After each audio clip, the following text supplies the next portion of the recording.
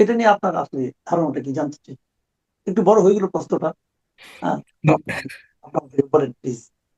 না, এক হচ্ছে যে আহ, ধরেন এরকম রাজনৈতিক হত্যা প্রচেষ্টা বা হত্যা চেষ্টা আগেও হয়েছে, বা আমরা এটাও দেখেছি যে আম, এরকম বক্তব্য বা ভিন্ন বক্তব্য দীর্ঘদিন ধরেই আসছে।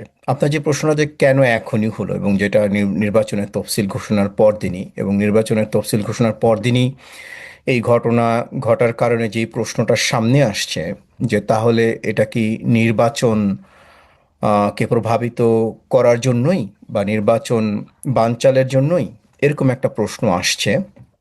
আরও কিছু প্রশ্ন আসছে যে নাকি নির্বাচনে যারা অংশ নিচ্ছে তাদের কোনো গোষ্ঠীর সুবিধা পাওয়ার জন্য।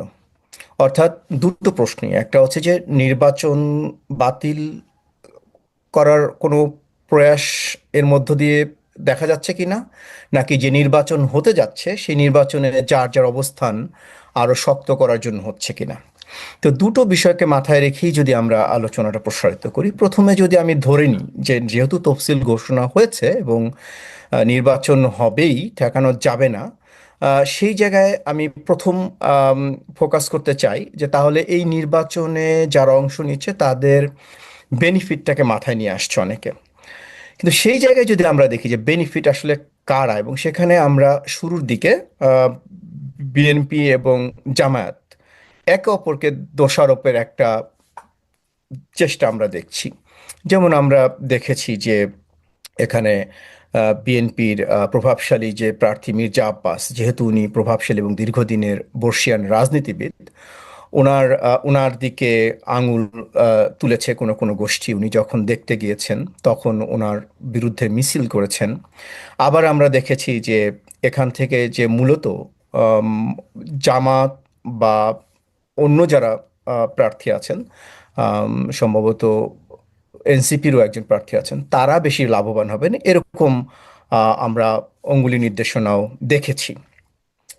তো সেই জায়গা থেকে আমরা যদি দেখি যে আসলে কার এই হাদির হামলার কারণে আসলে, বা হাদি যদি নির্বাচন থেকে সরে যান তাহলে কে বেশি লাভবান হবেন, তাহলে সেখানটায় একদিকে আমরা মনোনিবেশ করতে পারি, এটা হচ্ছে সেই আঞ্চলিক পর্যায় থেকে। দ্বিতীয় যেটা হচ্ছে যে জাতীয়ভাবে নির্বাচন হওয়ার হবেই এটা ধরে নিয়েও এই ঘটনার কারণে জাতীয়ভাবেও বা কারা লাভবান হবে, সেটাও যদি আমরা দেখি। তো আমার বিবেচনায় একটা বিষয় মনে হয়েছে যে হাদির উপরে হামলার কারণে বিএনপি কোনোভাবেই লাভবান হয় না আমার নিজস্ব বিশ্লেষণে। কারণ হচ্ছে যে একদিকে আঞ্চলিকভাবে যে আসনে নির্বাচন করছে সেই আসনে বিএনপির যে প্রার্থী মির্জা আব্বাস, ওনার সম্পর্কে যেই সব অভিযোগ থাকুক না কেন, বিএনপির ভোট ব্যাংক নির্দিষ্ট। যেমন বিএনপির ভোট ব্যাংক কিন্তু আপনার ফ্লোটিং কম। বাংলাদেশ আওয়ামী লীগ বা বিএনপি, এদের ভোট কিন্তু খুব বেশি মুভ করার সম্ভাবনা কম থাকে। তো সেই জায়গায় বিএনপির তো নির্দিষ্ট ভোট আছেই। তো তাহলে ধরেন যাদের ভোটগুলো বিভাজন হয়ে যায়, ধরেন আমি প্রার্থী হিসেবে হাদির কথা যদি আনি, যে হাদি যদি শক্ত প্রার্থী থাকে, সেখানে কাদের ভোটগুলো বিভাজন হয় বা কাদের ভোটগুলো স্প্লিটেড হয়, তারা এখান থেকে লাভবান হয়। তো সেখানে আমরা যদি দেখি যে আঞ্চলিকভাবে লাভবান কারা, সেটা যদি আমরা বিবেচনা করি, তাহলে আহ, আসলে এর এর থেকে কারা লাভবান হবেন আমরা একটা হিসাব বের করতে পারি। আর জাতীয় পর্যায়েও যদি আমরা দেখি যে এই মুহূর্তে নির্বাচন যদি নির্বাচনকে যদি এই ঘটনা প্রভাবিত করে, কারা বেশি সিম্প্যাথি পাবে এই ঘটনার পরে, তো সেই জায়গায়ও আম, এখন পর্যন্ত মনে হচ্ছে যে এই ঘটনার পরে বিএনপি বেশি সিম্প্যাথি পাবে না। হুম, তো সেটাও একটা বিষয়। এখন আমি যদি ধরি ধরি যে দ্বিতীয় পর্যায়ে যে আচ্ছা নির্বাচন বানচাল সম্পৃক্ত এখানে, নির্বাচনের মধ্য থেকে কারা লাভবান হবে না হবে সেটা এক আলোচনা, সেটা আমরা বললাম। এখন নির্বাচন বানচালের যারা চাচ্ছে, বানচাল করতে চাচ্ছে, তাদের মধ্যে তাহলে এখানে কারা লাভবান হবে। এক্ষেত্রে নির্বাচন বানচালে যদি বানচাল যদি হয়, তাহলে একটা গোষ্ঠী দাবি করছে যে আওয়ামী লীগ লাভবান হবে, এই অর্থে আওয়ামী লীগ অবমান হবে যে নির্বাচন যদি পেছানো যায়, আওয়ামী লীগের আন্তর্জাতিক এবং জাতীয় পর্যায়ে গ্রহণযোগ্যতা যেই 24 সালের আগস্টের পরে যেটা ছিল আস্তে আস্তে তৈরি হচ্ছে। বর্তমান সরকারের ব্যর্থতা বা আন্তর্জাতিক পর্যায়ে গ্রহণযোগ্যতার অভাব এবং আওয়ামী লীগের নিজেদের অবস্থান তুলে ধরার মাধ্যমে তাদের গ্রহণযোগ্যতা আস্তে আস্তে বাড়ছে। তাহলে এক হিসেবে দেখা যাচ্ছে যে আওয়ামী লীগ হয়তো নির্বাচন যদি এই মুহূর্তে না হয়, একটু পরে হয়, আওয়ামী লীগের সম্ভাবনা আছে। আর দ্বিতীয়ত, নির্বাচন পেছালে এই মুহূর্তে যারা ক্ষমতা কাঠামোতে আছে তারা লাভবান হবে। এবং ক্ষমতা কাঠামোতে আপনার জামায়াত আছে, আপনার এনসিপি আছে, বিএনপি আছে, সবাই এক ধরনের মিশ্রণ। কিন্তু তার মধ্যে বিএনপি খুব জোরালোভাবেই নির্বাচন চাচ্ছে, কারণ বিএনপির মনে করছে যে এই মুহূর্তে নির্বাচন হলে তখন বিএনপি এককভাবে তারা ক্ষমতায় আসবে। সুতরাং নির্বাচন বানচালের প্রশ্নে আমরা বিএনপিকে দেখি না যে বিএনপি নির্বাচন বানচালের দিকে যাবে। বিএনপি এখন প্রধান লক্ষ্য নির্বাচন করাটাই। তো তাহলে বানচালের লক্ষ্যে আমরা দেখছি যে এখানেও আমরা সুনির্দিষ্ট করে দেখছি যে সব পক্ষেরই আসলে এক ধরনের সম্পৃক্ততা বা লাভবান হওয়ার সম্ভাবনা আছে, যার কারণে আমরা আসলে সুনির্দিষ্ট করে এক পক্ষকে দায়ী করতে পারি না।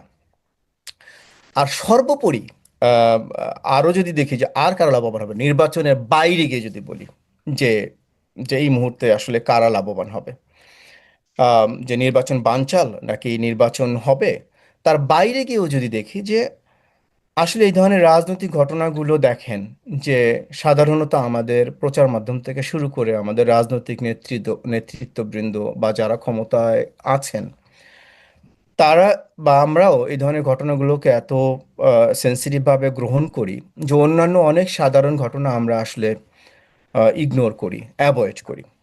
তো গত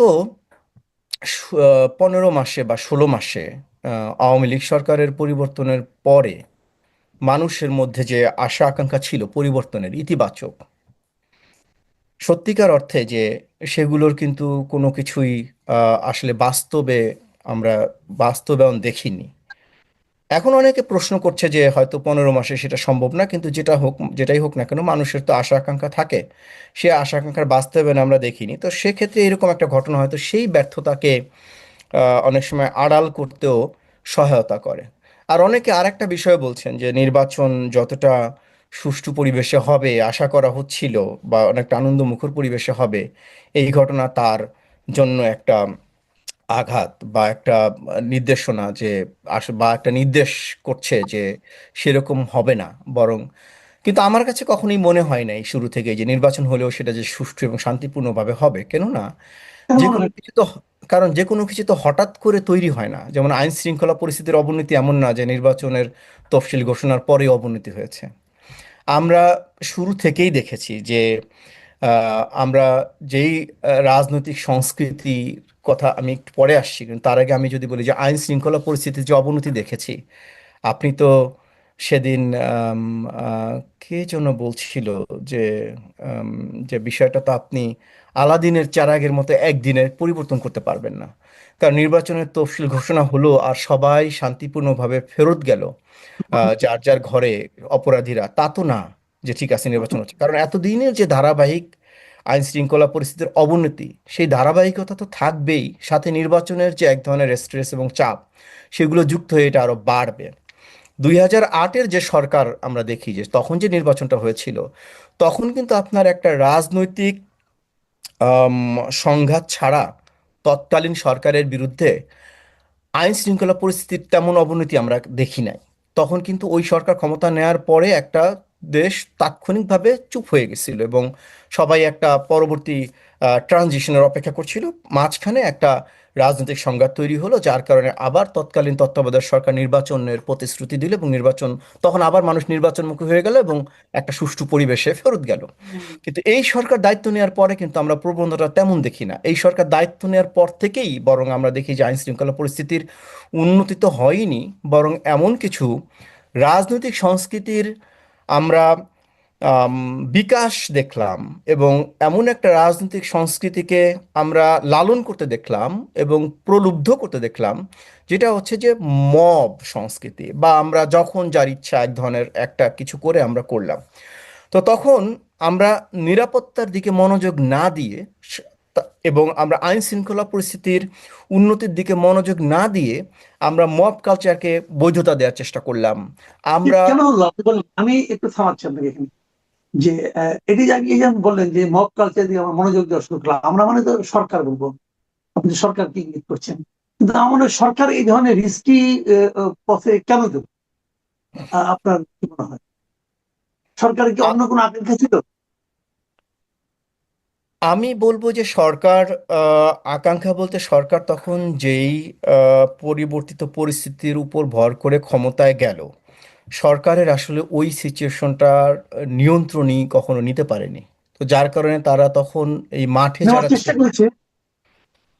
আম, আমার মনে হয় না যে সরকারের এই ক্ষমতাও ছিল। আম, আচ্ছা। এই ক্ষমতাও ছিল, আমি বলবো এই কারণে ক্ষমতা ছিল না, কারণ সরকার তো কোনো নির্দিষ্ট আদর্শ নিয়ে ক্ষমতায় বসে নাই। হুম, এবং তাদের আহ, কার মানে কর্মকাণ্ডে কখনো এটাও মনে হয় না যে তারা আসলে দেশের প্রতি কোনো কমিটমেন্ট তাদের ছিল। হুম, ব্যাপারটা এরকম হয়েছে যে তাদেরকে আহ, একটা সিচুয়েশন পরবর্তীতে তারা এসছে, এবং যাদের কারণে তারা ক্ষমতায় এসছে তাদের তুষ্ট রাখাই তাদের দায়িত্ব ছিল, এবং তাদেরকে তুষ্ট রেখে তারা যতদিন এখানে থাকতে পারে সেটাই তাদের এক ধরনের মনোযোগের কেন্দ্রবিন্দু ছিল। তা না হলে দায়িত্বশীল পর্যায় থেকে অনেক কথা বলা যায় না, যেটা আমরা দেখেছি যে বিভিন্ন সময় সরকারের বিভিন্ন মুখপাত্র বলেছেন, যেমন মব কালচারকে বৈধতা দেয়া, এমনকি আচ্ছা, এই যে দায়িত্ব। আপনি মবের কথা বললেন, মবের কথা বললেন রাজনীতির ক্ষেত্রে, সরকারের আচরণের ক্ষেত্রে, এবং সরকারের যে আপনার কমিটমেন্ট না থাকার যে ব্যাপারটা আপনি বললেন, দেশের প্রতি, জাতির প্রতি, আহ, এর কি কোনো প্রতিক্রিয়া আমরা অন্য অন্য সেক্টরে দেখছি না? যেমন ধরেন আপনি যে মবের কথাটা বললেন, আমরা গত সপ্তাহেই দেখলাম যে ঢাকা বিশ্ববিদ্যালয়ে একজন শিক্ষকের সঙ্গে যে আচরণটা করা হলো, একজন ডাকসুর একজন নির্বাচিত একজন সদস্য, এবং তিনি শিক্ষকের জামা টেনে টেনে ধরলেন, তাকে গাড়িতে উঠতে দেবেন না, টানাটানি করলেন। এই আপনি যে নিজেও তো ঢাকা ইউনিভার্সিটির শিক্ষক ছিলেন অনেকদিন, অনেক বছর ছিলেন, তো আপনার কাছে কি মনে হয় এই ধরনের আচরণটা, এটা কি অটোমেটিক্যালি হলো, নাকি শিক্ষকের আচরণের কারণে এটা হলো, নাকি স্টুডেন্টদের মধ্যে এক ধরনের আপনার কি বলবো আপনাকে, এটাকে মানে যা ইচ্ছা তা করার এক ধরনের মানে বৈধতা পেয়েছে বলে তারা মনে করছে, তাই এটা হচ্ছে? এবং এখান থেকে আসলে শিক্ষাঙ্গনের ভবিষ্যৎটা আপনি কেমন দেখছেন? আচ্ছা, আমি প্রথমত ধরেন শিক্ষক এবং ছাত্র এই দুটো বিষয় আমি বাদ দিই। আমি ধরে নিই যে যাদের সাথে ঘটনাটা ঘটেছে তারা ঢাকা বিশ্ববিদ্যালয়ের একজন বা কয়েকজন, আম, তারা কোনো কর্মকর্তা। আমি ধরলাম যে তারা শিক্ষক নয়, তারা ঢাকা বিশ্ববিদ্যালয়ের এমপ্লয়। তো এমপ্লয়ি হিসেবে তারা যেখানে বসেছিল, তারা একটা তাদের লাউঞ্জে, শিক্ষক লাউঞ্জে বসেছিল, এবং আমি ধরে নিই যে তারা কোনো একটা নির্দিষ্ট রাজনৈতিক দলের আদর্শের সাথে সম্পৃক্ত। কিন্তু কোনোভাবেই তাদের সাথে যে আচরণ হয়েছে সেটা গ্রহণযোগ্য না, এবং সেটা আসলে সহিষ্ণু রাজনীতির পরিচায়ক নয়। আমি শিক্ষক ছাত্রের সম্পর্কের কথা বাদ দিই, আমি দুটো মানুষ বা দুটো গোষ্ঠীর কথা বলি। ধরলাম ছাত্র এবং শিক্ষক, তাদেরকে জাস্ট সমান অংশীদার বলি, একটা বিশ্ববিদ্যালয়ের সদস্য বলি, যে দুইজনই বা দুই গোষ্ঠী বিশ্ববিদ্যালয়ের সদস্য, শিক্ষক গোষ্ঠী, ছাত্র গোষ্ঠী। আমি শিক্ষকের মোরাল জায়গা আমি বাদ দিই, শিক্ষকের আসন অনেক উপরে সেই জায়গায় আমি বাদ দিই। আমি ধরি যে তারা মানুষ, সাধারণ মানুষ। কিন্তু তাদের সাথে যে আচরণ হয়েছে এটা অত্যন্ত অগ্রহণযোগ্য এবং অসহিষ্ণু আচরণের প্রকাশ ঘটেছে।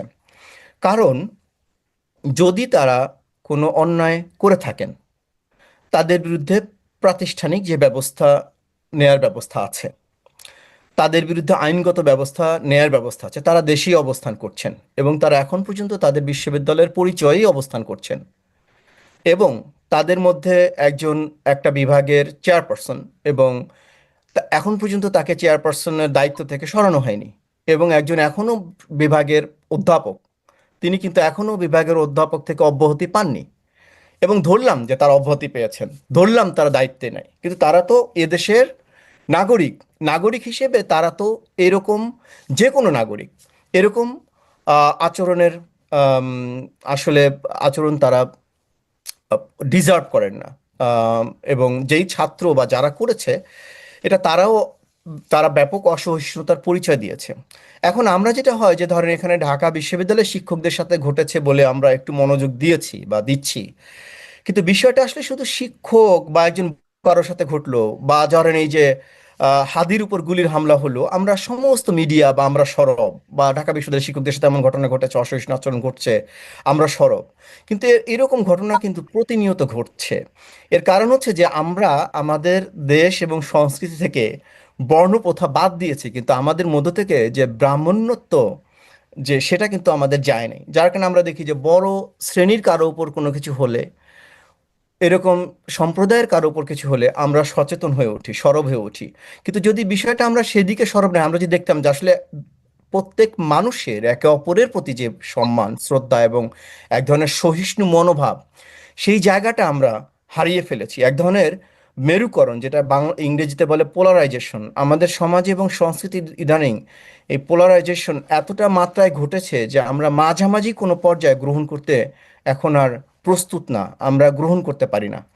এবং আমরা একে অপরের মতামতকে আমরা গ্রহণ করতে পারি না, আমরা মেনে নিতে পারি না, যার কারণে আমরা এরকম ধ্বংসাত্মক প্রকাশ দেখছি। এক ধরনের আম, এরকম মব, যেটা মবের মাধ্যমে আমরা শিক্ষকের উপর আমরা হেনস্থা দেখছি, আমরা রাজনৈতিক একজন প্রার্থীর উপর হামলা দেখছি। আমরা জানি যে হাদি অনেক, আপনি যেটা বললেন যে তার শব্দচয়ন অনেক অসহিষ্ণু ছিল, অনেক অ্যাগ্রেসিভ ছিল।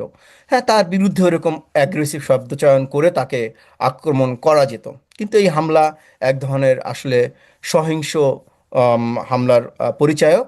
আবার এটাও ঠিক যে এই হাদি এবং হাদিসহ এবং আম, বর্তমান যারা রাজনীতিতে যারা এরকম সক্রিয় আছেন বা এক ধরনের ফ্রন্ট লাইনে আছেন, তারা কিন্তু গত 15 মাসে এই ধরনের মব কালচার এবং অসহিষ্ণু আচরণকেই প্রশ্রয় দিয়েছেন। তো যেটা আসলে প্রত্যেকের নিজের উপরই বিপদটা ডেকে আনছে। যে যেমনটা আওয়ামী লীগ গত 15 বছরে যেমনটা করেছে, তার তার বলা যায় ফলাফলটা এখন তাকে ভোগ করতে হচ্ছে। অর্থাৎ এখানে প্রত্যেকটা রাজনৈতিক দল বা যে যেই রাজনৈতিক মত এবং পথেই থাকুক না কেন, প্রত্যেকেই যে অসহিষ্ণু মনোভাব দেখিয়েছে এবং যে ধরনের ধ্বংসাত্মক কার্যক্রম এবং সহিংস কার্যক্রম করেছে, তার ফলাফল কিন্তু প্রত্যেকের নিকটই ফেরত যাচ্ছে। তো এটা এই পরিবর্তনের পরে একটু থমকে গিয়ে নিজেরা রিফ্লেক্ট করে কিন্তু এই পরিবর্তনটা ঘটানো যেত, কিন্তু আমরা দেখেছি সেই প্রতিহিংসার রাজনীতি, সেই অসহিষ্ণুতার চর্চা, সেই মানুষকে থমকে দেওয়ার চর্চা। তো তার ফলাফল তো আসবেই। যেমনটা আওয়ামী লীগের উপর ফেরত গেছে, তেমনটা এদের উপরও ফেরত আসবে। এবং এটা তো হাদি জানতোই, যে হাদি বিভিন্ন সময় বলেছে যে আমার উপর আক্রমণ আসবে, কারণ হাদি জানতো যে সেও কিন্তু সেই অসহিষ্ণুতার চর্চা চালিয়ে গেছে, বা এখন যারা আছে। এবং আপনি দোষারোপের রাজনীতিও কিন্তু এখন চলছে, দেখেন যে আমরা চিহ্নিত হওয়ার আগেই কিন্তু একে অপরকে দোষারোপ করলাম, যেটা আগেও ঘটেছে। যে একটা ঘটনা ঘটার পরেই সেই আমাদের রবীন্দ্রনাথ কবিতার মধ্যে যে কেষ্টা বেটাই চোর, আওয়ামী লীগের সময়ও দেখা গেছে যে কিছু ঘটনা ঘটার পরেই জামাত বিএনপি করেছে অপরাধীকে চিহ্নিত করার আগেই। আবার এখনো আমরা দেখছি কিছু হলেই আগে সে আওয়ামী লীগকে এখন বলা হচ্ছে। অথচ যদি সেই দিকে না গিয়ে প্রথমে অপরাধীকে কেন, কে তাকে হুকুম দিয়েছে, কার সাথে তার সম্পৃক্ততা ছিল, এই যদি অপরাধীর দিকে আমরা ফোকাস করতাম, তাহলে হয়তো আমরা আসলে প্রকৃতভাবেই এই সমস্যা থেকে আমরা আসলে মুক্তি পেতাম। আমরা একটু রাজনীতির বাইরে আসি। আপনি জানেন গত দুদিনে এই দেশে একটা ঘটনা ঘটেছে যেটা খুবই মর্মান্তিক বলে আমাদের কাছে মনে হয়েছে। এই রাজশাহীর তানোরে একটা ছোট্ট শিশু একটা গর্তের মধ্যে পড়ে গিয়েছিল, এবং গর্তটা মানে কি মানুষেরই তৈরি গর্ত। তো তাকে উদ্ধার করা যায় না, তো 32 ঘন্টা চেষ্টার পর তাকে উদ্ধার করা গিয়েছে। এবং ততক্ষণে সে তখনও জীবিত ছিল, কিন্তু হাসপাতালে নেওয়ার পর সে মারাই গিয়েছে। শিশুর সাজিদের কথা বলছি আমি। তো এই ধরনের ঘটনা কিন্তু সারা দুনিয়াতে মানে অনেক ঘটে, অনেক ঘটে, এবং এটা নিয়ে অনেক মুভিও হয়েছে। আমি আমি নিজে একটা মুভি দেখেছি, মালায়ালাম একটা মুভি ছিল আরাম নামে, নয়নতারা অভিনয় করেছিল। সেখানেও কিন্তু এই ধরনের একটা বাচ্চা পড়ে গিয়েছিল একটা বড় ডিপ টিউবওয়েলের গর্তে, এবং তাকে কে উদ্ধার করা হয় কি সময়, খুবই চমৎকার মুভি, অনেকে দেখতে পারেন। তো এখানে আমরা পারিনি, ওটার শেষটা ভালো ছিল, এটা শেষটা মিলনাত্মক ছিল না। তো এই ঘটনাটা আমাদের প্রশাসনিক, আমাদের সামাজিক, আমাদের রাষ্ট্রীয় যে চেহারাটা আপনার সামনে তুলে ধরে, সেটা আপনাকে মানে কিভাবে প্রভাবিত করে, যদি একটু দেখুন, ছোট করে বলেন। জি আমি অবশ্যই বলবো। দেখুন যে এই ঘটনাটি অবশ্যই আমাকে খুবই প্রভাবিত করেছে। আমার নিজেরও সন্তান আছে এবং আমি আসলে 2 দিন ধরেই খেয়াল করছিলাম যে ওর উদ্ধারের কি হয়। আপনি বলেছেন যে বিভিন্ন দেশে ঘটে, যেমন কয়েকদিন আগে এখানেও কানাডায় মন্ট্রিয়লে একটা 13 বছরের মেয়ে স্কুল বাস থেকে নেমে, যেই স্কুল বাস থেকে নেমেছে সেই স্কুল বাসের আঘাতেই সে মারা গেছে। কিন্তু আমি দেখবো যে পরবর্তী কর্মকাণ্ডগুলো কি, অ্যাকশনগুলো কি, দায়িত্বগুলো কি। আমাদের যেটা হয় যে আমরা কিন্তু বরাবরই একটা দায়িত্বহীনতার পরিচয় দিই। এখানে যেরকম এর পরবর্তীতেই কিন্তু এক ধরনের অ্যাকশন নেওয়া হয়েছে, ড্রাইভারদেরকে ডাকা হয়েছে কি কি করা যায়, কিভাবে এটা ঠেকানো যেত এবং যাতে পরবর্তীতে কম হয়। কিন্তু আমাদের এখানে দেখেন যে এরকম কিন্তু সারা দেশেই কিন্তু এরকম বহু গর্ত এবং পাইপ পুঁতে রাখা আছে। আমি এখন পর্যন্ত শুনিনি, আমি জানি না আপনি শুনেছেন কিনা, যে সরকারের পক্ষ থেকে কোনো তদন্ত কমিটি গঠন করা হয়েছে বা কোনো কমিটি করা হয়েছে যারা খুঁজে বের করবে এরকম কতগুলো পাইপ আছে। 2016 বা 15 সালে এরকম আরেকটা ঘটেছিল খিলগাঁয়ে। তো আমরা Right. দেখিনি যে এরকম কোনো উদ্যোগ বা তৎপরতা, বা এখনো দেখছি না যে ঠিক আছে এরকম কোনো কমিটি করে দেওয়া হয়েছে যারা এই গর্তগুলো খুঁজে বের করবে বা এরকম মানে পাইপ যে লাগানো আছে এগুলো খুঁজে বের করবে, এগুলো বন্ধের ব্যবস্থা করবে, এবং যারা যারা এরকম দায়িত্বহীনতার পরিচয় দিয়েছে, অর্থাৎ যারা যারা এই পাইপগুলো লাগানোর সাথে সম্পৃক্ত ছিল, তাদের শাস্তির কোনো আমি এখন পর্যন্ত কোনো উদ্যোগ দেখিনি। তো এটা হচ্ছে যে খারাপ লাগা, দুর্ঘটনা ঘটে, কিন্তু আমার প্রশ্ন হচ্ছে যে সেই দুর্ঘটনা নিরসনে আমরা কি উদ্যোগ নিলাম। একটা, এই যে আমরা যেটা বললাম যে ব্রাহ্মণত্ববাদ থেকে আমরা বের হয়ে আসতে পারিনি, যে অর্থাৎ একটা উচ্চ পর্যায়ের কারো শিক্ষা, মানে আমি বলি যে রাজনৈতিকভাবে কারো কোনো মানে দুর্ঘটনা ঘটলে আমরা যতটা মনোযোগী হই, ঠিক ততটা আমরা কিন্তু সাধারণ মানুষের ক্ষেত্রে হই না। যার কারণে এই ঘটনাগুলো প্রতিনিয়ত ঘটে যাচ্ছে এবং আমাদের মনোযোগও, সাধারণ মানুষের মনোযোগও এমনভাবে আমরা ঠিক এই রাজনীতিক রাজনৈতিক পালাবদল ওলের উপর আমরা এতটা নিবন্ধ থাকি যে আমাদের এই সাধারণ বিষয়গুলো আমাদের মাথা থেকে হারিয়ে যায়, আর এই সাধারণ মানুষের অধিকারগুলো আর আদায় হয় না, বা তাদের স্বাভাবিকভাবে বেঁচে থাকার নিশ্চয়তাগুলো নিশ্চিত করা হয় না। এই সাজিদ কিন্তু প্রস্তুত ছিল না মৃত্যুর জন্য। হাদি প্রস্তুত ছিল। হাদি জানতো যে সে যে রাস্তায় নেমেছে সে মারা যাবে। সুতরাং আমি যে প্রস্তুত, আমি তার নিরাপত্তা তো আমি দিলামই না, কিন্তু যে প্রস্তুত না তার নিরাপত্তাটা তো আমার ভাবার দরকার ছিল আরো বেশি। যে না, আমি তো সাধারণভাবে একটা শান্তিপূর্ণ জীবন যাপন করতে চেয়েছিলাম। আমি আমার একটা সুস্থ স্বাভাবিক মানুষ হিসেবে আমার যে বাঁচার অধিকার, সেই অধিকারটা আমি নিশ্চিত করতে চেয়েছিলাম। আমি তো কোনো জেনে বুঝি আমি কোনো সংগ্রামে যাইনি, আমি যেখানে জানি যে আমার মৃত্যু নিশ্চিত। তাহলে আমি একটা সাধারণ জীবন যাপন করতে চাই। আমি আমার দৈনন্দিন আমার ব্যয় থেকে আমার টাকা দিচ্ছি সরকারকে, ট্যাক্স দিচ্ছি, আমি একটা সাধারণ জীবন নিশ্চিত করার জন্য। তো সেই দিকে তো আমি মনোযোগ দিচ্ছি না। আমি এই নির্বাচনের জন্য যে কোটি কোটি টাকা খরচ রাজনৈতিক বিশ্লেষক, আওয়ামীপন্থী যে সমস্ত বুদ্ধিজীবী রয়েছেন, তারা প্রথম দিন থেকে বলে আসছিলেন যে ডক্টর মোহাম্মদ ইউনূসের অধীনে নির্বাচন হওয়া সম্ভব নয়, আমরা এটা মানব না। আর এক পক্ষে বলার চেষ্টা করছিলেন যে উনি যেহেতু সরকারের কোনো আইন শৃঙ্খলা রক্ষা করতে পারছেন না, কাজে তার পক্ষে একটা সুষ্ঠু নির্বাচন, অবাধ নির্বাচন করা সম্ভব নয়। আরেকটি পক্ষ বলার চেষ্টা করছিলেন যে এই ভদ্রলোক নিজেই ক্ষমতায় থেকে যেতে চাচ্ছেন। তো তার বিপরীতে খুব অল্প সংখ্যক লোক, এখনো পর্যন্ত তাদের সংখ্যা খুব অল্প, মনে প্রাণে বিশ্বাস করেন যে ডক্টর মোহাম্মদ ইউনূস শেষ পর্যন্ত সঠিক সময় একটি ভালো নির্বাচন উপহার দিতে পারবেন এবং সেটা করার তার যোগ্যতা রয়েছে। তো এই যখন অবস্থা, ঠিক সেই সময়টাতে আমি যে শিরোনামটি নিয়ে আলোচনা করছি, এটি মূলত আমাদের রাজনীতির একটা ফান্ডামেন্টাল একটা ইনস্ট্রুমেন্ট। অর্থাৎ এদেশের নির্বাচনে আপনি যেভাবে বলেন না কেন, আওয়ামী লীগ একটা বৃহৎ শক্তি। আর এই বৃহৎ শক্তিটি যেহেতু এখন নেতিবাচক অবস্থা আছে, এটি ভাঙা সম্ভব নয়। অতীতে আওয়ামী লীগকে বহুবার ভাঙার চেষ্টা করা হয়েছে, বিএনপিকে বহুবার ভাঙার চেষ্টা করা হয়েছে, কিন্তু আমাদের দেশের যে পারিবারিক রাজনীতির ট্র্যাডিশন বা ঐতিহ্য, সেই ঐতিহ্যের কারণে কখনোই রাজনৈতিক দলগুলো পরিবার প্রথার বাইরে যেতে পারেনি। সেদিক থেকে একমাত্র দল আছে বাংলাদেশে যেটা মূলধারার, সেটা হলো জামায়াতে ইসলামী, যেটা কিছুটা হলো পরিবারের যে বলায় তার থেকে তারা বাইরে বেরোতে পেরেছে। যখন গোলাম আজম সাহেব ছিলেন সর্বেসর্বা, তখন তার পরিবারের উপর, মানে তার পরিবারই মূলত এইটিকে নিয়ন্ত্রণ করত। পরবর্তী মতিউর রহমান নিজামী সাহেব যখন এলেন, তখন তার পরিবারের একটা বিরাট প্রভাব ছিল। কিন্তু এখন এই মতিউর রহমান নিজামীর পরে যারাই নেতৃত্বে এসছেন, তারা এখানে হয়তো জামাতের মধ্যে ইন্টারনালি খুব সিক্রেট গ্রুপিং আছে, কিন্তু পরিবারতন্ত্র এই মতিউর রহমান নিজাম সাহেবের পরে আমরা শুনি নেই। কিন্তু এর বাইরে জাতীয় পার্টি বলেন, বিএনপি, আওয়ামী লীগ, এই তিনটি দল অ্যাবসলিউটলি 100% পরিবার প্রথা দ্বারা নিয়ন্ত্রিত। বড় বড় নেতা বিভিন্ন সময় চেষ্টা করেছেন এই দলের বিরুদ্ধে রুখে দাঁড়ানোর জন্য। জাতীয় পার্টি বহুবার ভেঙেছে, টুকরো টুকরো হয়েছে। কত যে টুকরো হয়েছে তার কোনো ইয়াত্তা নেই। কিন্তু এরশাদের প্রাধান্য, যাকে বলা এখানে, কমানো যায়নি। এরশাদের পরে সবাই হয়তো আশা করেছিল যে জিএম কাদের নেতৃত্বে আসলে এই পারিবারিক প্রথাটা থাকবে না, এবং এখন জাতীয় পার্টির যে ফ্র্যাকশন, সেই ফ্র্যাকশনে all of the stars of the Jatiya Party এবং যারা মানে টুকরা টুকরা অবস্থায় ছিলেন, বাংলাদেশের রাজনীতিতেও তারা কিংবদন্তি, তারা সবাই একত্র হয়েছেন। সেটা আনোয়ার হোসেন মঞ্জু বলেন, রুহুল আমিন হাওলাদার বলেন, আনিসুল ইসলাম মাহমুদ বলেন, মুজিবুল হক চন্দ্র বলেন, সবাই এখন একদিকে।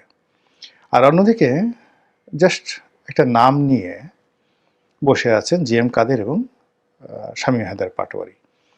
কিন্তু এই যে পরিবারতন্ত্রের কারণে মানুষের একটা দৃষ্টিভঙ্গি যে ওই গ্রুপটি হয়তো শক্তিশালী, এটা এরকম আর কি একটা বাংলাদেশের অবস্থা। তো সেই দিক থেকে বাংলাদেশে আওয়ামী লীগের যে অবস্থান, শেখ পরিবারের আধিপত্য এবং শেখ হাসিনার যে নেতৃত্ব, এটাকে বাদ দিয়ে রাজনীতি হচ্ছে না, হবে না। এবং গত 15 মাস ধরে পুরো রাষ্ট্রযন্ত্র সর্বোচ্চ চেষ্টা করেছে, কিন্তু শেখ হাসিনার নামটাই মাইনাস করা যায়নি, তাকে ভয় দেখানো যায়নি, আওয়ামী লীগকে শেখ হাসিনা থেকে বিচ্ছিন্ন করা যায়নি। তো সেই দিক থেকে বারবার যেটা হচ্ছে যে ঘুরে ফিরে শুধু শেখ হাসিনার কথাই সামনে চলে আসে। শেখ হাসিনা কখন কি বললেন, তিনি কাল কি করবেন, আগামীকাল তার প্রোগ্রাম কি, তার মন কেমন, মানসিকতা কেমন, তিনি কি পালিয়ে আছেন, তিনি কি তৃতীয় দেশে যাবেন, চতুর্থ দেশে যাবেন, তিনি কি বেঁচে থাকবেন, মরে যাবেন কিনা, তিনি এখনো জীবিত আছেন কিনা, তার ক্যান্সার এখন কোন স্টেজে আছে, এ সকল নানা রকম ন্যারেটিভ তৈরি করার পরেও শেখ হাসিনার কণ্ঠ থামানো যাচ্ছে না, আর শেখ হাসিনার ভীতিও কাটানো যাচ্ছে না। এগুলোকে সামাল দেওয়ার জন্য সরকার তার প্রোপাগান্ডা মেশিন দিয়ে নানা রকম, যাকে বলা হয়, আবহাওয়া তৈরি করছে, নানা রকম ওয়েব, বড় বড় ঝড় ঝাপটা তৈরি করার চেষ্টা করছে। মামলা, মোকদ্দমা, হামলা, জুলুম, অত্যাচার, নির্যাতন কোনোটাই কিন্তু বাদ যায়নি। আর এখানে যে সকল রাষ্ট্রীয় মেশিনারিজগুলো সাধারণত পলিটিক্যাল নেতাদেরকে সর্বনাশ করার জন্য ব্যবহার করা হয়, সেগুলো সবই হচ্ছে। কিন্তু ডে বাই ডে দেখা যাচ্ছে যে, ও একটা ছোট্ট উদাহরণ দেই, এখন জুনায়েদ আহমেদ পলক জেলখানাতে ছিলেন, এখনও আছেন, কিন্তু প্রথমে একেবারে ভীষণ রকম বিমর্ষ, ভীষণ রকম বিমর্ষ, মাথা নিচু করে আসতেন যেতেন, তারপরে হাত জোড় করে থাকতেন, সালাম দিতেন। পরবর্তীতে তিনি ভয়ে সেই সালাম দেওয়া বন্ধ করে দিলেন, আসা যাওয়ার পথে বললেন যে আমি আপনাদের সাথে সালাম দেওয়ার চেষ্টা করলে আমার উপর শাস্তি আরোপিত হয়।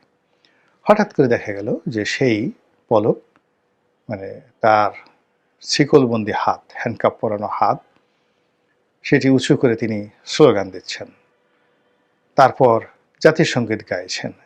এটি রীতিমতো আওয়ামী লীগ যারা বিরোধী তাদের জন্য একটা চপেটাঘাত, থাপ্পড়ের মতো ঘটনা ঘটে যাচ্ছে। এবং আওয়ামী লীগের অন্যান্য সহযোগী যারা আছেন, যেমন হাসানুল্লাহ ইনু সাহেব আছেন, ইনি তো উঠতে বসতে মস্করা করছেন, আসতে যেতে তিনি মস্করা করছেন। দীপুমণি সাহেব, মানে সাহেবা, তিনি যাতায়াত করছেন, সেই মানে অ্যাজ ইট ইজ তিনি যখন শিক্ষামন্ত্রী ছিলেন, পররাষ্ট্রমন্ত্রী ছিলেন, তখন যেভাবে হেলে দুলে হাঁটতেন, ঠিক একইভাবে তার সেই ছন্দময় গতি আবার নতুন করে চালু হয়ে গেছে। তো এই দৃশ্য যেভাবে আমরা দেখছি, একই সঙ্গে কিন্তু আওয়ামী লীগের যারা প্রতিপক্ষ তারাও দেখছেন। তো এই কারণে কি হলো, তারা আওয়ামী লীগকে অবদমিত করার জন্য, শেখ হাসিনাকে অবদমিত করার জন্য নানা রকম তৎপরতা তারা চালাচ্ছেন। এবং এই তৎপরতার মধ্যে কয়েকদিন আগে সরকারের পক্ষ থেকে বলা হলো যে খুব দ্রুত ভারত এবং বাংলাদেশের মধ্যে যে বন্দি বিনিময় চুক্তি রয়েছে সেটি কার্যকর হবে, এবং সবার আগে সাবেক স্বরাষ্ট্রমন্ত্রী, যাকে তারা এ যুগের কসাই এই হিসেবে গালাগাল করে, তো সেই আসাদুজ্জামান খান কামাল, তাকে বাংলাদেশে ধরে আনা হবে, গ্রেপ্তার করে আনা হবে। কেউ কেউ আরও এক দফা এগিয়ে গিয়ে বলার চেষ্টা করলো যে ভারত সরকারকে নমনীয় করা হয়েছে এবং এটা আমেরিকার মধ্যস্থতায় এই কাজটি করা হয়েছে, এবং যে কোনো মূল্যে ভারতকে রাজি করানো হয়েছে তারা শেখ হাসিনাকে বাংলাদেশে ফেরত দেবে। আর এক পক্ষ বলার চেষ্টা করা হলো যে না, ফেরত আনার দরকার নেই, ঝামেলা বাড়িয়ে লাভ নেই, তাকে তৃতীয় বা চতুর্থ কোনো দেশে হস্তান্তর করলেও আমরা অনেকটা সুখে শান্তিতে থাকতে পারবো। তো এই যখন আলাপ আলোচনা চলছে, ঠিক সেই সময়টাতে পররাষ্ট্র উপদেষ্টা জনাব তৌহিদ, তিনি বেশ স্পষ্ট গলায় বললেন যে ভারত যদি স্বেচ্ছায় ইচ্ছে করে শেখ হাসিনাকে আমাদের হাতে ফেরত না দেয়, তাহলে সরকার হিসেবে, রাষ্ট্র হিসেবে এই মুহূর্তে শেখ হাসিনার বিরুদ্ধে আমাদের কিছুই করার নেই। এর চেয়ে উত্তম জবাব আর হতে পারে না, এর চেয়ে দুর্বল জবাব আর হতে পারে না, আর এর চেয়ে আত্মহত্যামূলক সরকারের জন্য জবাব হতে পারে না। এবং এই বক্তব্যের ফলে আওয়ামী লীগের যে কুয়াত, আওয়ামী লীগের যে শক্তিমত্তা, সাহস, আওয়ামী লীগের মধ্যে যে আশা ভরসা, এটা অন্তত 100 গুণ বেড়ে গেল। আর জনাব তৌহিদ, তিনি যেহেতু খুব ঝানু একজন কূটনীতিবিদ এবং অনেকটা লিবারেল, ব্যক্তিগতভাবে ধানাই ফানাই করা এরকম জিনিস তাকে দেখে মনে হয় না যে তিনি এই কাজগুলো করতে পারেন। তো কাজেই তিনি দীর্ঘদিন তার যে কূটনৈতিক জীবন, সেখানে বুঝতে পারেন যে বাংলাদেশের রাজনীতিতে, কূটনীতিতে, অর্থনীতিতে এবং পররাষ্ট্রনীতিতে ভারতের গুরুত্ব কতখানি যাকে বলা হয় প্রভাব বিস্তার করে। অতি সম্প্রতি ভারতের পররাষ্ট্রমন্ত্রী, কিন্তু প্রতিরক্ষা মন্ত্রক এখনো পর্যন্ত আমাকে কোনো সিগন্যাল পাঠায়নি, না রেড সিগন্যাল পাঠিয়েছে, না গ্রিন সিগন্যাল পাঠিয়েছে, হলুদ সিগন্যাল লাগিয়ে রেখে দিয়েছে, কিছুই জানায়নি। তো আমার আশা হচ্ছে, যেহেতু আমাদের প্রতিরক্ষা মন্ত্রী রাজনাথ সিং এর সঙ্গে আমার একটা পরিচয় আছে, এবং আমি একটা ভিডিওতে আপনাদের বলেছিলাম তিনি যখন ক্ষমতায় ছিলেন না, সেই সময়তে আমি যখন স্টেটসম্যানে ছিলাম, সেই সময় তিনি একটা পথসভা করছিলেন। ওই পথসভা থেকে তিনি যখন মঞ্চ থেকে নেমে আসেন, তখন আমি তার সঙ্গে গিয়ে দেখা করি। তিনি আমার হালচাল জিজ্ঞেস করেন, তাও জিজ্ঞেস করেন তোমার অফিস কোথায়, কারণ ওই তো দেখা যাচ্ছে স্টেটসম্যান অফিস ওইখানে, বলে চলো তোমার অফিস ঘুরে আসি। তিনি আমার অফিস অনেকক্ষণ কাটিয়েছিলেন, এবার ভেজ বিরিয়ানি খেয়েছিলেন, সেটাও তো আপনাদের আমি বলেছিলাম। তো এখন যতক্ষণ না পর্যন্ত তার সঙ্গে আমার দেখা হচ্ছে, এখন অনেক দিন হয়ে গিয়েছে। এখন রাজনাথ সিং এর একটা বদভ্যাস হচ্ছে, উনি কখনো টেলিফোন ক্যারি করেন না। আর ওনার যে পিএস আছে, প্রাইভেট সেক্রেটারি, তিনি আমাকে চেনেন না। ফলে আমি যখনই ফোন করি না কেন, কোনো না কোনো কারণ দেখিয়ে স্যার ব্যস্ত আছে, স্যার এখন মিটিংয়ে আছে, এই সমস্ত করে আমায় কাটিয়ে দেয়। তো আমার ইচ্ছা আছে আমি আজকে গিয়ে সন্ধেবেলা তার বাড়িতে উপস্থিত হব, তার বাড়িতে উপস্থিত হয়ে তার সঙ্গে দেখা করব। বাড়িতে অতটা চাপ থাকে না, একটু গভীর রাত হবে, হয়তো 1টা, 1:30, 2টো হয়তো হতে পারে, হোটেল থেকে গাড়ি নিয়ে রাত্রিবেলা যেতে হবে। তা আমি এই যে সকালবেলা ভিডিওটা করে রাখছি, আমি ভিডিওর টাইম লাইনে দিয়ে রেখে দেবো। ঠিক 6:30টার সময়, ভারতীয় 6:30টার সময় এই ভিডিওটা আপনি আপলোড হয়ে যাবে। তো আপনি যখন ভিডিওটা পাবেন, তখন আমি সুদূর দিল্লিতে বসে আছি। এখন দেখা হবে কি হবে না তা তো আমার হাতে নেই, কারণ প্রতিরক্ষা মন্ত্রকের অনুমতি ছাড়া আমি কিন্তু দেখা করতে পারবো না। এই কারণে পারবো না, আপনারা জানেন যে তার সুরক্ষা এখন Z++ করে দেওয়া হয়েছে। আমি অনেক আগে একটা ভিডিওতে বলেছিলাম। আর তিনি যেখানে রয়েছেন সেটা একটা এয়ারবেসের মধ্যে, সেটা পুরো সেনাবাহিনী দ্বারা নিয়ন্ত্রিত। আর সেনাবাহিনীর মাথায় কি আছে? সেনাবাহিনীর মাথায় আছেন রাজনাথ সিং। ফলে রাজনাথ সিং এর যদি অনুমতি না পাওয়া যায় বা তিনি যদি অধস্তন কোনো কাউকে যদি না বলে দেন, তাহলে পরে আমার ওখানে এন্ট্রি ঘটবে না। আর রাজনাথ সিং এর সঙ্গে যে দেখা হবেই এমন কোনো গ্যারান্টি নেই। ফলে একটা দোলাচলের মধ্যে আছি, কিন্তু আমার দিল্লি যাত্রাটা নিশ্চিত, কারণ ওখানে আমার অনেকগুলো প্রোগ্রাম রয়েছে, অনেকের সঙ্গে কথা বলার ব্যাপার রয়েছে। আমি সমস্ত টাইম নিয়ে রেখে দিয়েছি। আমি আগামীকাল হয়তো রাতের ফ্লাইটে হয়তো ফিরে আসতে পারি, তাই আগামীকাল আমি কোনো রকম ভিডিও আপনাদের আপলোড করে দিতে পারবো না, কোনো ভিডিও করতে পারবো না। হয় আগামীকাল রাত্রিবেলা ফ্লাইট ধরতে হবে, নাহলে পরের দিন সকালবেলা ফ্লাইট ধরতে হবে, সেক্ষেত্রে শনিবার হয়ে যেতে পারে। এখন আমার এই শেখ হাসিনার সঙ্গে দেখা করার যে একটা ইচ্ছে, সেটা কেন?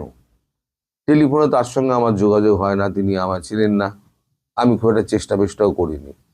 আমি ভেবেছিলাম যে যদি দেখা হয় তাহলে একেবারে দেখা করব, আদারওয়াইজ ওই টেলিফোন করে অমুক করে ও সমস্ত করে কোনো খবর পাওয়া যায় না। সাম্প্রতিককালে রাশিয়ার রাষ্ট্রপতি ভ্লাদিমির পুতিনের সঙ্গে তার যখন কথাবার্তা হয়েছিল, সেই কথাবার্তা কি হয়েছে আমরা কেউ জানি না। সেটা আমাদের ভারতীয়দের মধ্যে অনেকেই হয়তো জানবেন না, এটা এত গোপনীয় ব্যাপার। এই 1-to-1 মিটিংয়ে সেখানে জানবেন না, কিন্তু ওখানে দ্বিতীয়বার মিটিং করেন রাজনাথ সিং। মানে যেদিনকে উনি গেছিলেন, আমি বলেছিলাম রাজনাথ সিং ওখানে ছিলেন, পরবর্তী ক্ষেত্রে রাজনাথ সিং একবার ওনার সঙ্গে কথা বলেন। খুব স্বাভাবিকভাবে রাজনাথ সিং কথা বলবেন এই কারণে, কারণ এখানে সেনাবাহিনীর একটা, বাংলাদেশ সম্পর্কে সেনাবাহিনীর একটা প্ল্যান রয়েছে, সেটা নিয়ে রাজনাথ সিং এর সঙ্গে হয়তো তার কথাবার্তা হতে পারে। এখন যতক্ষণ না পর্যন্ত রাজনাথ সিং এর সঙ্গে কথা হচ্ছে, যতক্ষণ না পর্যন্ত আমি পুরো ব্যাপারটা জানতে পারছি এবং তার অনুমতি যদি পাই তাহলে শেখ হাসিনার সঙ্গে দেখা হবে, তার অনুমতি যদি না পাই তাহলে শেখ হাসিনার সঙ্গে দেখা হবে না। কারণ ওখানে ঢুকতে গেলে আপনার একদম ওপরওয়ালার ছাড়পত্র নিতে হবে, তারপর আপনাকে ডিফেন্স সেক্রেটারিকে যেতে হবে, তারপর তাদের যে টেকনিক্যাল টিম আছে তাদের কাছে চোখের ছাপ দিতে হবে। চোখের মণি হয় না, মণির ছাপ দিতে হবে। মণির ছাপ দেওয়ার পরে তারপর ওখান থেকে একটা পাস ইস্যু করা হবে। সেই পাস নিয়ে তখন আমাকে হিন্দানি এয়ারবেসে যেতে হবে। ততক্ষণে সেই পাসের একটা মেল হিন্দানি এয়ারবেসে চলে যায় যে কে যাচ্ছে, কতক্ষণ দেখা করবে, কতক্ষণ থাকবে, তার পরিচয় কি, আমার বাপ 14 পুরুষের সমস্ত হিস্ট্রি থাকবে। তো যেহেতু রাজনাথ সিং এর সঙ্গে আমার একটা ব্যক্তিগত পরিচয় আছে, আমার মনে সামান্যতম একটু আশা আছে যে স্বরাষ্ট্র মন্ত্রক থেকে যখন গ্রিন সিগন্যাল পাওয়া গেছে, মানে অমিত শাহের দপ্তর থেকে যখন গ্রিন সিগন্যাল পাওয়া গেছে, তখন আমি রাজনাথ সিং এর সঙ্গে হয়তো কথা বলতে পারবো, যদি দেখা হয়। আমি জানি না এখন কত রাতে কি ব্যাপারে উনি আমাকে, মানে আদৌ আমাকে, যতক্ষণ না দেখা হচ্ছে ততক্ষণ পর্যন্ত মুখটা দেখাতে পারছি না, উনি চিনতেও পারবেন না। আর নাম এরম প্রচুর নাম ওনার কাছে, প্রতিদিন 200-250 নাম শোনে, প্রতিদিন 200-250 নাম ভুলে যান। এখন আমার সঙ্গে যদি সপ্তাহে একবার করে কথা হতো তাহলে পরে উনি আমাকে মনে রাখতেন, তা তো হয় না। মানে এই যে দীর্ঘ সময়ের একটা ব্যবধান গেছে, যতক্ষণ না পর্যন্ত সেই ব্যবধানটা চুকবে কি করে, যখন তিনি আমার এই সকলটা দেখতে পাবেন। আর সকালটা না দেখা পর্যন্ত বাংলাদেশে অবৈধ নির্বাচনের সাথে জড়িত ভারত, কিন্তু সে ভারতকে আমরা 5 আগস্ট ভারত থেকে স্বাধীন হয়েছি, সেই দৃষ্টিকোণ থেকে ইউনূস সরকার ভারতকে ঠিকভাবে ধোলাই দিতে পারেনি, ভারতের বিরুদ্ধে কার্যকর কোনো অ্যাকশন নিতে পারেনি। তো দর্শক, এখন আমরা দেখতে পাচ্ছি ভারতীয় হাইকমিশনার প্রণয় বর্মাকে তলব করেছে ইউনূস সরকার। এই তলবের মানে কি, এটার তাৎপর্য কি, আমরা সেদিকে যাচ্ছি। প্রথম কথা হচ্ছে, দুই দেশের সাথে যুদ্ধ বাঁধলে বা কোনো একটা দেশ কোনো আকাম করলে বেসিক্যালি তখন তলব করা হয় যে আপনার এই আকামটা কেন করছেন, জবাব দেন। অতএব এবার ইউনূস সরকার আনুষ্ঠানিকভাবে বিষয়টা আমলে নিয়েছে যে ভারত আকাম করেছে, ভারত ষড়যন্ত্র করে বাংলাদেশে অস্থিতিশীলতা সৃষ্টি করছে, বাংলাদেশে গুলি করছে, এবং নিরাপদে ভারত চলে যাচ্ছে, ভারত বর্ডার খুলে দিচ্ছে, এবং ভারতে বসে শেখ হাসিনা খুন করার নির্দেশ দিচ্ছে। তো স্পষ্ট কথা, এই তলব মানে কি করেছে সেটা পরে, আগে এই কথাটা শুনে রাখেন দর্শক, আপনারাও একমত হন, আপনারাও লেখালেখি করেন, আমরা জনমত তৈরি করি। শেখ হাসিনার যে এক একটা ফোন আলাপ আমরা ডেইলি শুনি, যে কথা কম কাজ বেশি, একদম খুন করো, আগুন জ্বালিয়ে দাও, যেহেতু আওয়ামী লীগ ছাত্রলীগ নিষিদ্ধ, এরা কোনো দল না, অতএব তোমরা যা ইচ্ছা তা করো, বিএনপি জামাত এদেরকে শোয়াই দাও, মানে সরাসরি হত্যার নির্দেশ, বাংলাদেশে ম্যাসাকার করার নির্দেশ সরাসরি হাসিনার। এবং আওয়ামী লীগের বিভিন্ন গ্রুপ, বিভিন্ন হোয়াটসঅ্যাপ গ্রুপ বা স্পষ্ট ফাঁস হচ্ছে, সামনে আসছে একের পর এক, যে আওয়ামী লীগ বাংলাদেশে নির্বাচন বানচাল করতে নানান ধরনের অপকর্ম, হত্যা, খুন এগুলো করবে, এটা ঘোষণা দিয়ে করছে।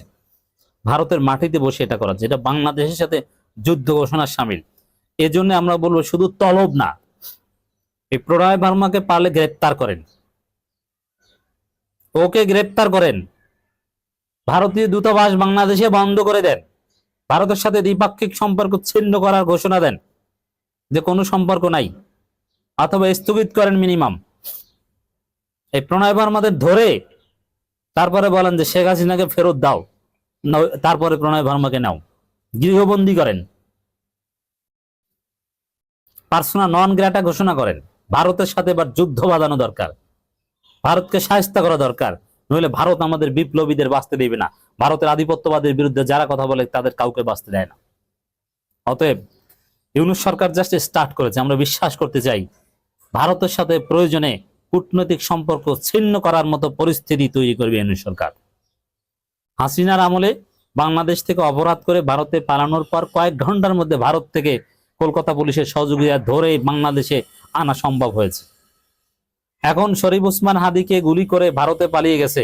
এখানে আরেকটা কথা আগেই বলেছি, বাংলাদেশে পুলিশ জানে না, আমরা হতাশ ইউনূস সরকারের সক্ষমতা নিয়ে। যদি বিপ্লব পরবর্তী একটা দেশে এরকম দুর্বলতা থাকে, এটা ধীরে ধীরে ওভারকাম হবে, তারপরও আরো ওভারকাম হওয়ার কথা ছিল। পুরোপুরি সরকার বিপ্লবী হলে, নতুন ভাবে সবকিছু নিয়ে দিলে, জনগণকে নিয়ে মিলিশিয়া গঠন করলে এই দুর্বলতাগুলো থাকতো না। কথিত হাসিনার বালের সংবিধানের পথে হেঁটেছে সরকার, এই সংবিধানকে আমরা লাথি মারি, আমরা নতুন সংবিধান চাই, আমরা কোনো ভারতীয় সংবিধান মানি না, এটা বিএনপি মানে এবং আওয়ামী লীগ মানে, আর ভারতের দালালেরা মানে। এই সংবিধান বাতিল করে পুরোপুরি বিপ্লবী সরকারে টান করলে এই দুর্বলতাগুলো থাকতো না। সেই জায়গায় দর্শক, ভারত ষড়যন্ত্র করছে, ভারতের বিরুদ্ধে ডিসাইসিভ অ্যাকশন নিতে হবে। ভারতের নির্দেশে এই খুন হচ্ছে, ওরা বাঁচতে দিবে না ভারতের আধিপত্যবাদের বিরুদ্ধে লোকজনকে। দিল্লিতে আশ্রিত হাসিনাকে আশ্রয় দিয়ে তাকে উস্কানিমূলক বক্তব্য প্রদান অব্যাহত রাখার সুযোগ দেয় ভারত সরকারের প্রতি বাংলাদেশ সরকার গভীর উদ্বেগ জানিয়েছে। এসব বক্তব্যের মাধ্যমে শেখ হাসিনা তার সমর্থকদের বাংলাদেশে সন্ত্রাসী কর্মকাণ্ডে লিপ্ত হতে আহ্বান জানাচ্ছেন, যার উদ্দেশ্য আসন্ন সংসদীয় নির্বাচন ব্যাহত করা। এইভাবে সরাসরি বাংলাদেশে অস্থিতিশীলতা, বাংলাদেশে হত্যা করা, খুন করার নির্দেশ দিবে ভারতে বসে, আর তাকে ফেরত দিবে না। না, এবার দফা রফা করতে হবে, হয় ফেরত। এর মধ্যে ভারত সহ অন্তত 6টি দেশ সাইমা ওয়াজেদ পুতুলকে অবিলম্বে নিজ পদে ফিরিয়ে আনার পক্ষে সক্রিয়ভাবে সমর্থন জানাচ্ছে বলে জানা গেছে। সাইমা ওয়াজেদ পুতুলকে ছুটিতে পাঠানোর সিদ্ধান্তে অসন্তোষ প্রকাশ করে ভারত সহ এই দেশগুলো, যে 6টি দেশের কথা বলা হচ্ছে, তাকে পুনর্বহালের জন্য দৃঢ় অবস্থান নিয়েছে ইতিমধ্যেই। জানা যাচ্ছে আগামী সপ্তাহে 17 থেকে 19 ডিসেম্বর WHO এর মহাপরিচালক মেডিসিন বিষয়ক দ্বিতীয় গ্লোবাল সামিটে অংশ নিতে নয়াদিল্লি সফরে আসছেন। এ সফরে তিনি সংস্থাটির নতুন কার্যালয় ভবনের উদ্বোধনও করবেন। জানা যাচ্ছে এই সফরের সময়ে সাইমা ওয়াজেদ পুতুলকে পুনর্বহালের বিষয়ে চূড়ান্ত সিদ্ধান্ত নিতে চাইছে একাধিক সদস্য দেশ।